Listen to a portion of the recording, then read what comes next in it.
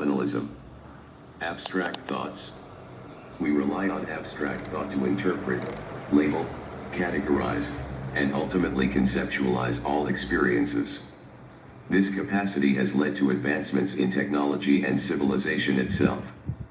Through social organization and moral codes, we develop abstract concepts such as something, nothing, space, time, mathematics, logic, the self, the soul, consciousness, God, creation, causality, beginnings, endings, infinity, and eternity.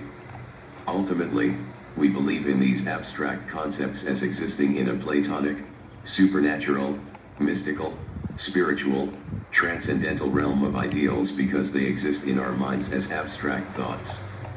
This intuition or delusion of abstract thought is the source of all supernatural and non-material concepts. It gives rise to all universals we abstract from particulars, allowing us to apply this universal quality to categorize different particulars found in the world of experience. We interpret our experiences through this mental filter of abstract concepts, which we call knowledge or truth.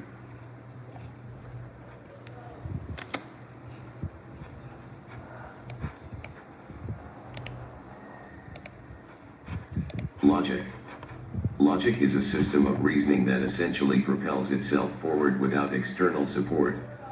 It does not have an ontological existence in some transcendental or independent realm. Instead, it serves as an analytic framework that humans employ as an extension of their reasoning faculties. However, placing faith solely in the system of logic can lead to committing the logical fallacy known as begging the question. Begging the question is an informal fallacy that occurs when the premises of an argument assume the truth of its conclusion, rather than supporting it with independent evidence. The law of identity.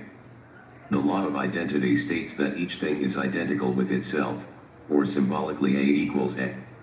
Axiom, a self-evident principle or one that is accepted as true without proof as the basis for argument, a postulate. A is not an axiom.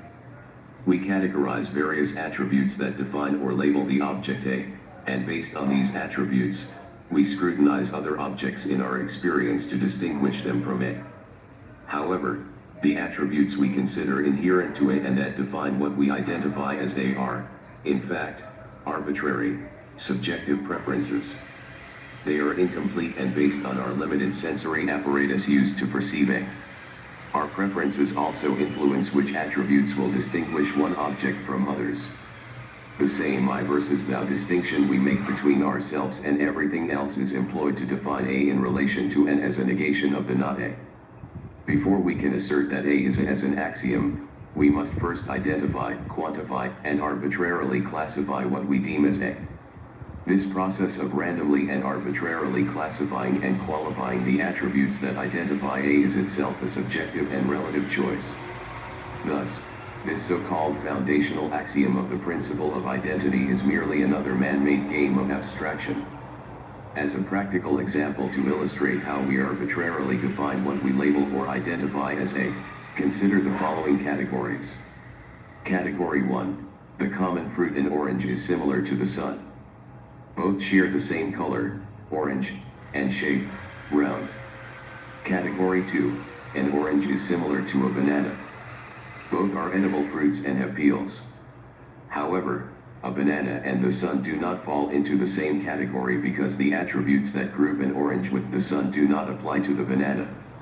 This example clearly demonstrates that our conceptual categories, defined as universals, are created based on arbitrary and often random attributes we select to define the given object and its universal category.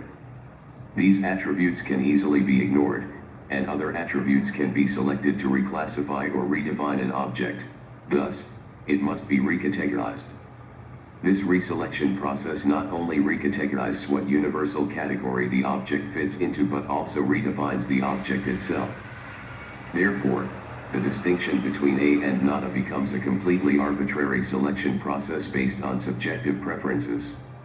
This illustrates that the principle of identity is not a transcendental axiom that can ground any logical framework. Nor is it a standalone transcendental truth with any ontological existence of its own outside of our subjective and empirical preferences.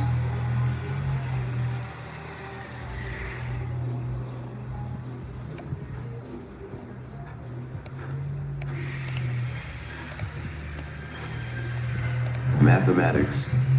Mathematics is simply a game of abstraction created by humans using symbols and numbers. We assign quantities or values to these symbols and establish rules for this game, much like in chess where we dictate how each piece can move. These rules are arbitrary limitations we impose on the chess pieces. Similarly, the quantities or values we use to define what each number represents is also an arbitrary man-made constraint placed on that number/symbol. Mathematics is not inherently found in nature, rather, it is projected onto nature through our mental framework of abstract concepts. Just as our reliance on logic and reason aims to create a sense of structure in an otherwise chaotic and indifferent world, our tendency to seek concrete ground for stability stems from a basic survival instinct. This instinct drives us to find or create a semblance of order, which we hope will bring us stability and better understand and survive in our environment. Mathematics. Mathematics is simply a game of abstraction created by humans using symbols and numbers. What the fuck? We assign quantities or values to these symbols and establish rules for this game, much like in chess where we dictate how each piece can move. These rules are arbitrary limitations we impose on the chess pieces. Similarly, the quantities or values we use to define what each number represents is also an arbitrary man-made constraint placed on that number/symbol.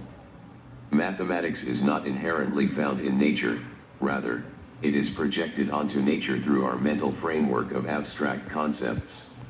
Just as our reliance on logic and reason aims to create a sense of structure in an otherwise chaotic